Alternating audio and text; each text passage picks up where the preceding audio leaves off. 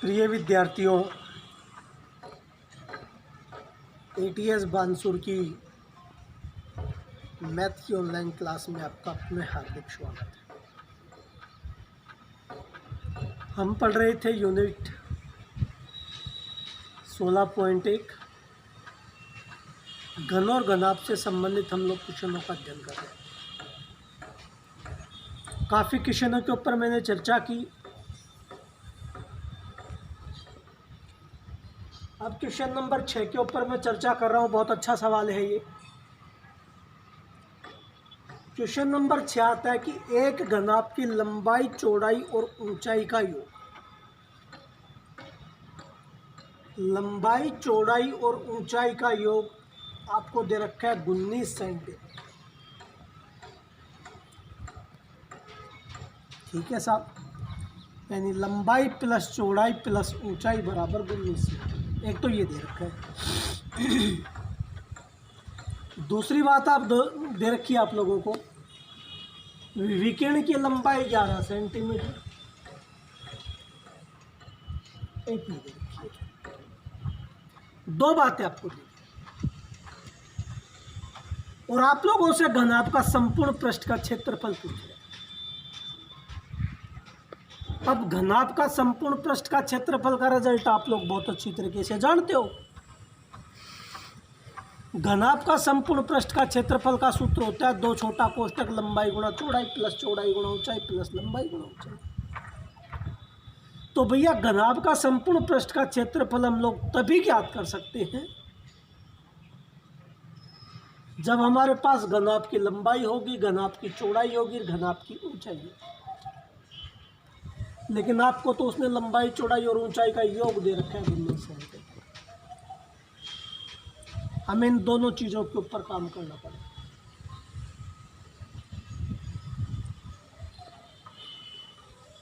तब जाके आप लोग घनाभ का संपूर्ण पृष्ठ का क्षेत्रफल ज्ञात कर सकते हैं। बहुत अच्छा सवाल। देखिए, दोनों चीज़ें नोट कर लीजिए। आप लोगों को क्या दे रखी है, जैसे विकिरण की लंबाई 11 सेंटीमीटर नोट कीजिएगा। घनाभ के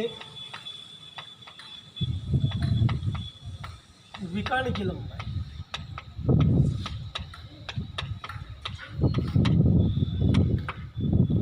घनाभ के विकिरण की लंबाई आपको भैया 11 सेंटीमीटर। नेक्स्ट, घनाभ की लंबाई, चौड़ाई और ऊंचाई का योग दे रखा है 19 सेंटीमीटर। यानी घनाभ की लंबाई प्लस चौड़ाई प्लस ऊंचाई, इसका योग आपको दे रखा है भैया 19 सेंटीमीटर। ये दो बातें आपको दी गई है। घनाभ के विकिरण की लंबाई 11, घनाभ की लंबाई प्लस चौड़ाई प्लस ऊंचाई का योग आपको 19 सेंटीमीटर। संपूर्ण पृष्ठ का क्षेत्रफल पूछा तो आप लोगों को लंबाई, चौड़ाई, ऊंचाई प्राप्त करनी पड़ेगी। गौर की काम कर लीजिए। घनाभ के विकिरण की लंबाई का सूत्र आप लोग बहुत अच्छी तरीके से जानते हैं। आ जाओ। घनाभ के विकर्ण की लंबाई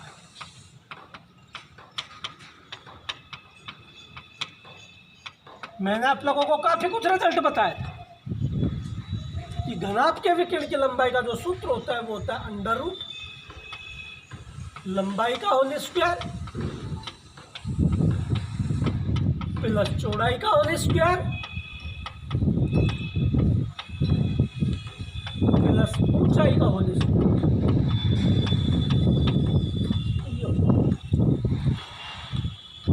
घनाभ के विकिरण की लंबाई, घनाभ के विकिरण की लंबाई आपको 11 सेंटीमीटर। तो घनाभ के विकिरण की लंबाई की जगह बोलो आपने 11 रख दी। बहुत अच्छी बात। 12 अंडर रूट लंबाई का होल स्क्वायर प्लस चौड़ाई का होल स्क्वायर प्लस ऊंचाई का होल स्क्वायर।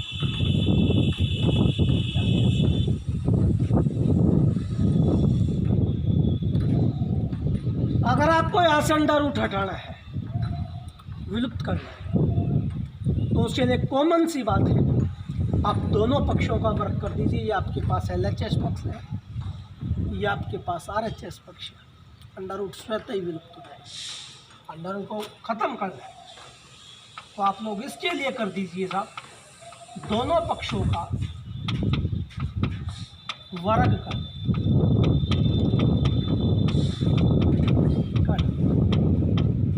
अंडर रूट समाप्त हो जाए। ये LHS पक्ष 11 है, दोनों पक्षों का आप वर्ग कर रहे हैं, 11 का वर्ग कर रहे हैं। अंडर रूट से गुणा अंडर रूट हट जाएगा तो क्या बच जाएगा आपके पास, लंबाई का होल स्क्वायर प्लस चौड़ाई का होल स्क्वायर प्लस ऊंचाई का होल स्क्वायर। ये अंडर रूट खत्म हो गया। 11 को 11 से गुणा किया 121 बराबर लंबाई का होल स्क्वायर प्लस चौड़ाई का होल स्क्वायर प्लस ऊंचाई का होल स्क्वायर। ये समीकरण आपके पास आ गई। आप लोगों ने पहली इसके ऊपर काम, यानी समीकरण एक आपके पास प्राप्त हो गई कि लंबाई का होल स्क्वायर प्लस चौड़ाई का होल स्क्वायर प्लस ऊंचाई का होल स्क्वायर बराबर 121। लेकिन आपसे तो घनाभ का संपूर्ण पृष्ठ का क्षेत्रफल पूछा जा रहा है, कोई नहीं। अगली बात पे ध्यान दीजिए। दूसरी बात आपको दे रखी है कि घनाभ की लंबाई प्लस चौड़ाई प्लस ऊंचाई का योग 19 है। इसके ऊपर काम आपको दिया गया है घनाभ की लंबाई प्लस चौड़ाई प्लस ऊंचाई बराबर 19 सेंटीमीटर।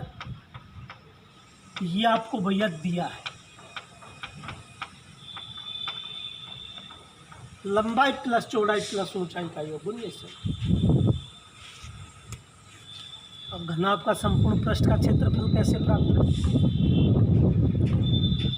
इस पक्ष का आप लोग वर्ग कर दीजिए, दोनों पक्षों कर दिए, दोनों पक्षों इक्वेशन के ऊपर कोई प्रभाव नहीं पड़ेगा। दोनों पक्षों का वर्ग कर दें, आ जाए। लंबाई प्लस चौड़ाई प्लस ऊंचाई वर्ग कर दीजिए, आ जाओ कोष्टक में लिख लीजिए। लंबाई प्लस चौड़ाई प्लस ऊंचाई योग दे रखे। मुझे दोनों पक्षों का वर्ग करना है, ये वर्ग कर दिया बराबर। RHS पक्ष 19 है, मैंने 19 का वर्ग कर दिया, आ गया। गौर कीजिए आप, लंबाई प्लस चौड़ाई प्लस ऊंचाई 2 बार गुणा हो रहा है। आप भी लोग भी कर लीजिए, देखिए।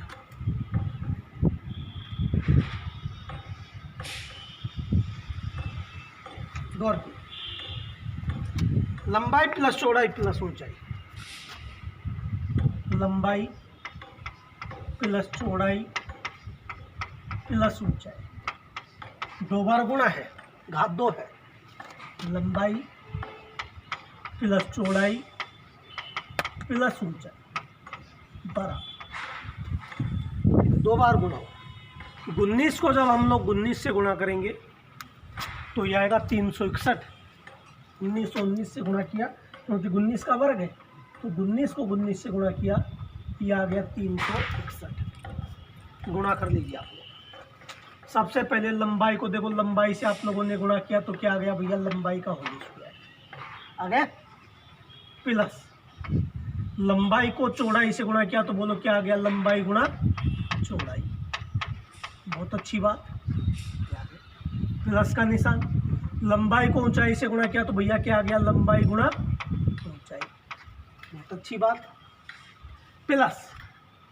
अब आप लोग चौड़ाई से गुणा कर लीजिए। चौड़ाई को लंबाई से गुणा किया तो भैया आपके पास आ गया लंबाई गुणा चौड़ाई। बहुत अच्छी बात। चौड़ाई को चौड़ाई से गुणा किया, प्लस आ गया आपके पास चौड़ाई का होल स्क्वायर। बहुत अच्छी बात।